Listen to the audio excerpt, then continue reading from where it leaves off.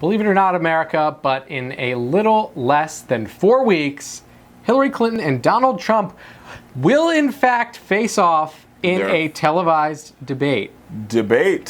Now, that's right. That isn't a dream. It's a Donald reality. Trump and Hillary Clinton will be debating on television. No matter what you say or do. Part of our history books someday.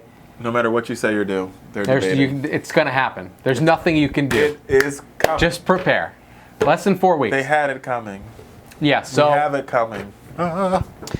This is going to be pretty interesting. So the way the first debate is going to work, it's happening at Hofstra University. It's going to be 6 15-minute segments. That's upstate New York, right? Yeah.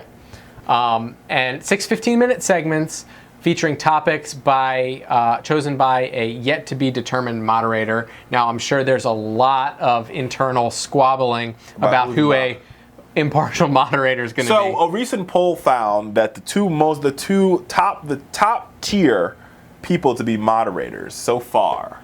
Who are they? Oh, I'm interested to know this. Anderson Cooper. That seems pretty reasonable. And Megyn Kelly. Now, it's interesting for Donald Trump because one would think that generally he would want to go with the Fox person. But he hates Megyn Kelly. But yeah, it does not seem to and I'm have pretty a sure good relationship and I think he might hate Anderson Cooper. Sure. I mean, so there's just there's nobody. I mean, no one who's going to not skewer Trump. I mean, you can just list okay, you said this on this date, and then 2 weeks later you said this, which was the complete opposite of that. The only I guess you can go with Gwen Ifill again, but he will say he'll find some issue with Gwen. I mean, it'll be interesting. Charlie Rose is another good choice. Can he back out?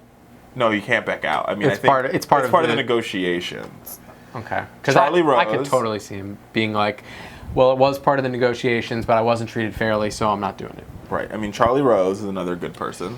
Yeah. Charlie Rose is fair. I mean, let's just assume for a second that Donald Trump deserves a fair and impartial moderator. I think Megyn Kelly will be fair and impartial. I mean, I'm not being fair and impartial in my support of Megyn Kelly. This isn't the primaries, too. I mean, when you get to major presidential debate, I mean, there is a bit more Chuck Todd decorum. is definitely going to be out.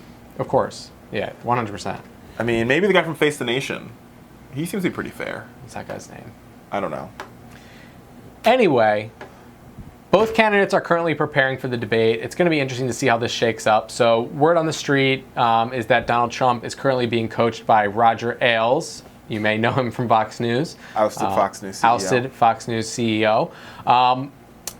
Now, Clinton, on the other hand, seems to be getting a little bit... This is weird for Clinton's campaign. This is something that's been probably an issue the entire time, which is that she has a lot of advisors, a lot of different groups of people that are giving her different advice, and that has been problematic for her at times. Indeed. When you end up with inconsistent image and inconsistent messaging depending on where she is. You know, sometimes she's on Ellen DeGeneres and she's dancing because one group of people said you need to connect with the young people, and then the next time she's very presidential, she's a former Secretary of State, she's all about getting the work done. And this is going to be something that I imagine will come out in the debates. Now, historically, Hillary Clinton, not a particularly great debater. I mean, I don't have a problem with her, but she's not. I mean, she's not a bad debater. She's just not one of those people that you see them debating and you're like, oh my God, this is like... So basically, she's no Joe Biden. Right. Who's born for a debate. I mean, there are just some people that you watch debating and you're like, this person was meant to debate. And remember, 4 years ago, Mitt Romney did win the first debate. The president was off of his game, and it took the president the second That was really debate. Fascinating. Yeah, the president was because obviously off his game. Democrats couldn't even front Obama won. They were like, yeah, Mitt Romney did well. We lost. So how is Hillary Clinton preparing, Rich? So she's got her team. It looks like what Time Magazine is currently saying right now is the team is actually trying to lower expectations for Hillary right now. I think that's what you got to do. It's smart, right? So they know that you're going to be in a situation where, like it or not, Donald Trump is going to be the star, right? Absolutely. You can't go in there and expect it to be a debate where it's a meeting of the minds and clashing ideas and it's noble and great. What you're going to see is Donald Trump being Donald Trump, which for better or worse, people It's like a to reality see. star. Right? It's comical. People Let's be like to real. see that. It's scary, but it's comical. So she just needs to stand Scary there comedy.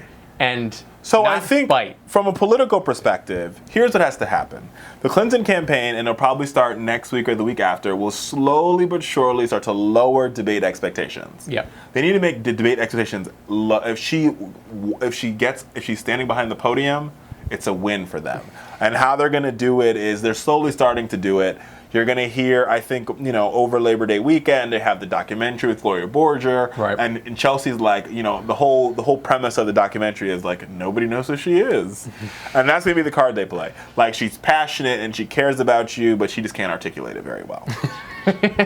No, I mean, and not saying that she can't, like, she can definitely articulate it, but that's the card you want to play. You want to lower expectations. Right. Right. And then the other thing you want to do is slowly but surely start to up the ante for Donald Trump.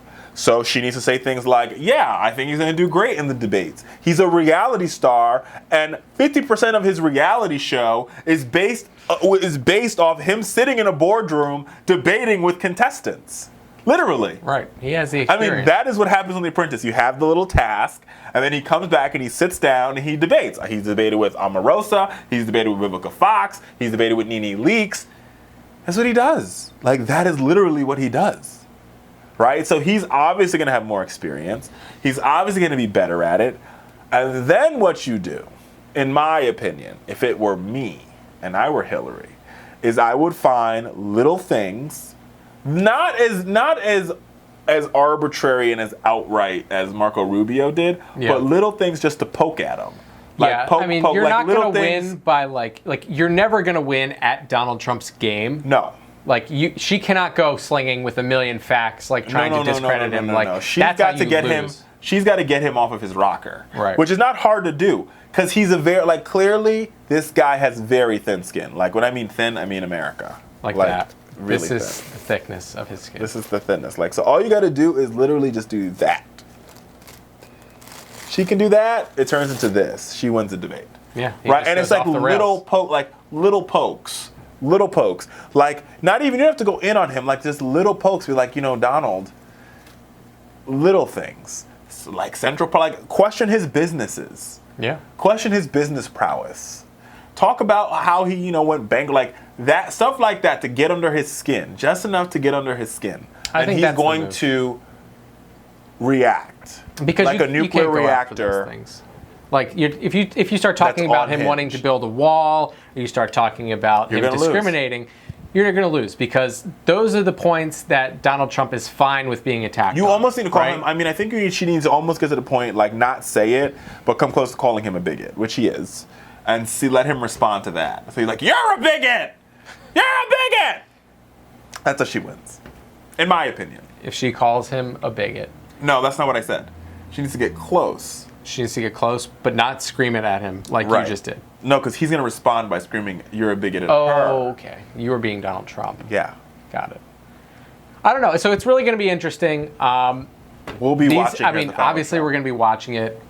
Like I said at the beginning of this segment, this is notable because this is going to, like, this election is already such an anomaly that it's going to be in the history books forever. No matter what. I mean, this is a breaking point in American history right now. Yeah. Like, we are seeing a boiling over when Americans are okay with someone like Trump. People at home need not to be fooled. To all you people out there who think that, no matter what happens, Hillary's going to win, she's raising all this money, all the polls say, Donald Trump could still be the president of the United States. 100%. Like, don't sleep.